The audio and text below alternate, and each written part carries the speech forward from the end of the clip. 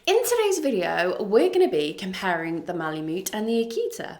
Both of these wonderful breeds excel in their line of work and make wonderful pets for families due to their fun-loving nature.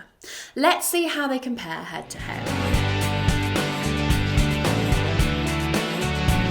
Welcome back to the Fenrir Malamute Show. If this is your first time here, my name's Charlie and I'm a certified canine leader here at FenrirCanineLeaders.com. This channel is dedicated to helping you learn everything you could possibly want to know about Malamutes, then how to become high-level canine leaders that can raise the perfect Malamute. So if you're a lifelong lover, thinking about getting one, or just started your journey with your new pup, then this is the channel for you. So make sure you hit that subscribe button and turn on the notification bell so you never miss a future video. So let's dive into today's video and we'll take a deeper look at the main differences between these two breeds. The Malamute gets its name from the Inuit tribe that originally bred the dog. The Malamute of what is now Alaska.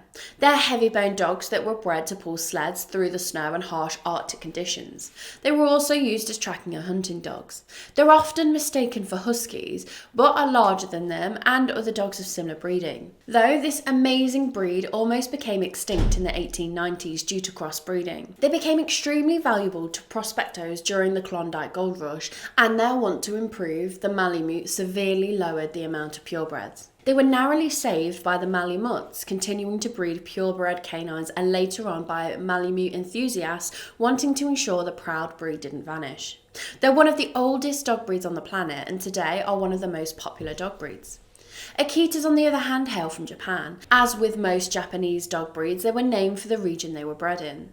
They were originally known as the Odate dog and were recognised by Japan as a national treasure in 1931. This proud and protected breed was originally used for hunting and fighting, but much of their past has been lost to time and translation. They're a very old Spitz-type dog, much like the Malamute, though this breed was almost wiped out during World War II. Their fur and meat has always been valuable, but demand drastically increased and it almost caused the breed to go extinct. Thankfully, enough of the breed survived and in the 40s and 50s saw a comeback. It's also thought that soldiers fell in love with the breed and may have even taken them back to the homelands once the war was over. The American Akita was introduced in the 20th century and the breed as a whole was popularised by Helen Keller, who was gifted an Akita named Kamikaze. Today this dog is a popular companion breed. Moving along to appearance, you'll notice these dogs look pretty similar. That's because they're both of the Spitz type dog. These dogs are known for their thick fur, pointed ears and pointed muzzle, which both of these dogs sport all three. The Malamute stands between 58 to 71 centimeters tall and their weight ranges from 38 to 56 kilograms, while the Akita stands between 61 to 71 centimeters tall and weighs between 32 to 66 kilograms, depending on their lineage. Both of these dogs have a thick, heavy coat that will require a lot of grooming and care. It's important to teach them that grooming is a good experience early on to make it as easy and stress-free as possible.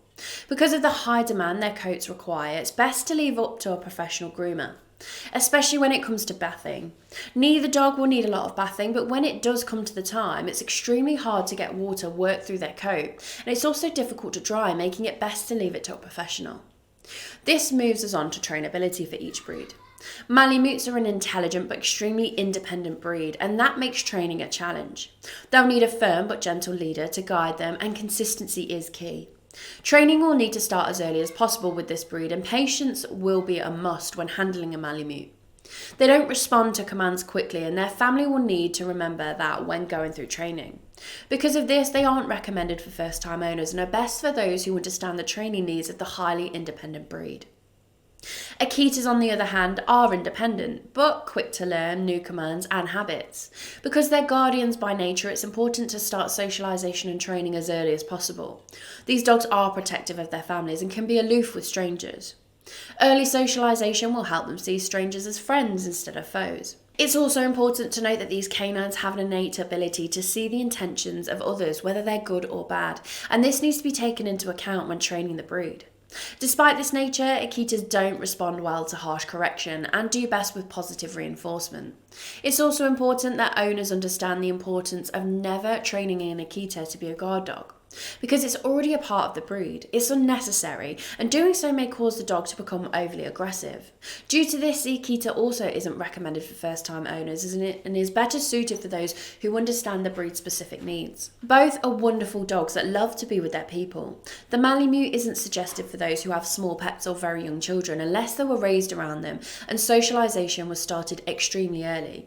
This is because Malamutes have a high prey drive and may become overly excited by small, quick-moving objects, which can lead to accidents. It's always best to supervise just in case anything happens though.